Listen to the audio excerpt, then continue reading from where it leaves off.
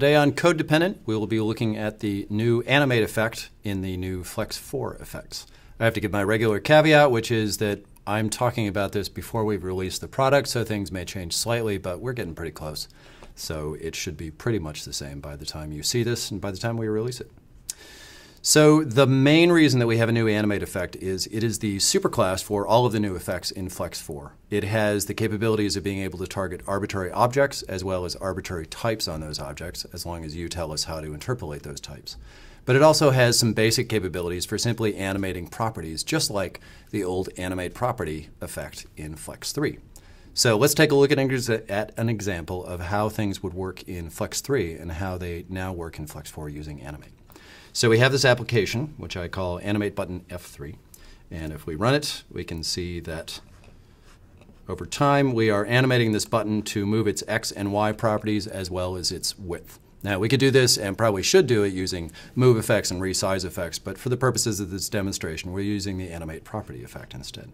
So we take a look at the code, and to do this, each Animate property, you'll notice the key thing about Animate property is that it's a singular word. Animate one property at a time. So we have 3 effects declared. Each Animate property interacts with one single property. So this animates X from 0 to 100. It animates Y to the value of 100. And it animates the width value to a value of the current width plus 20. Just some arbitrary values in there to get an animation. We want to run all 3 of them at the same time, so we put them all into a parallel effect. And give it a duration of a second. And then when we click on the button, we run the effect. So fairly straightforward. Now let's see what it's like in Flex 4. So we go into this other application, which I call Animate button. We run it. We see something similar here, right? You see the button, it's moving, it's resizing just the same as it was before. The different thing is the code. So there are various different portions of this.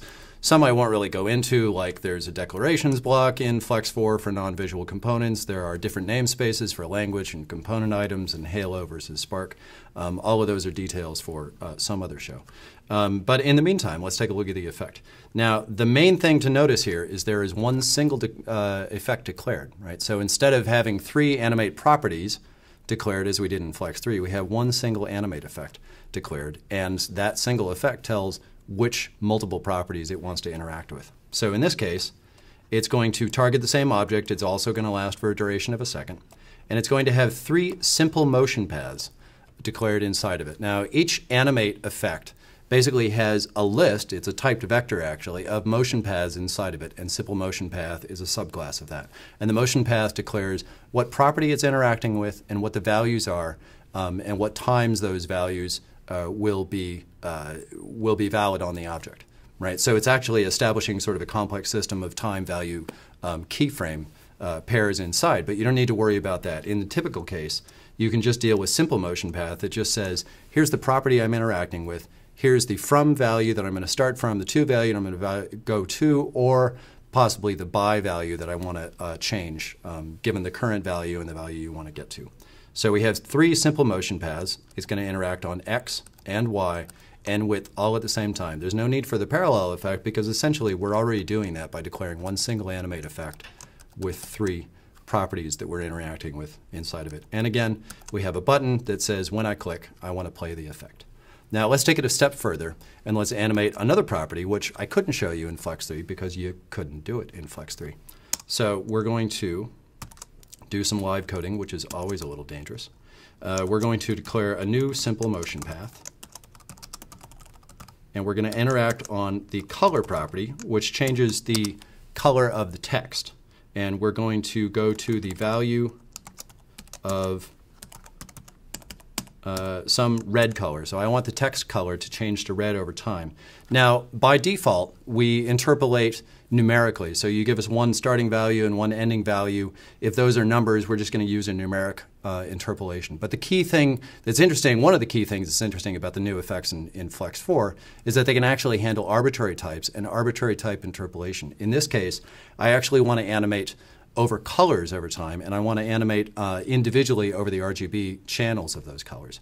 So what I really want to use is a different kind of interpolator. So I'm going to say, for your interpolator, you should use an RGB interpolator instead of the default number interpolator. And if we do that, then we need to import this thing because MXML doesn't know what that thing is. So we'll have a script block, and inside there we'll say import Spark effects interpolation RGB interpolator. And if I've written the code correctly, we'll run it again. We'll animate, and you'll see the text color change over time from black to red. So it's just animating to a red color. So again, there's two things to notice here. One is that we can animate multiple properties in parallel inside of one single effect. And then that last property that we coded up on the fly was actually animating a color property, which we couldn't actually even do in Flex 3 unless you did a custom effect to actually interact with colors instead of these numeric types that we generally handle. So that is the Animate effect. The actual main purpose of Animate effect is that it's the superclass of all the new effects. So when you run a move effect or a resize or a fade or a rotate, they expose properties. You fill in the properties, tell them what to do over time. They bundle those up and create motion path properties, feed them to the Animate effect, and then the Animate actually handles all the work of animating those values over time and then setting them on the target object. But in the meantime, you can also use Animate directly by using the approach that I've talked about here.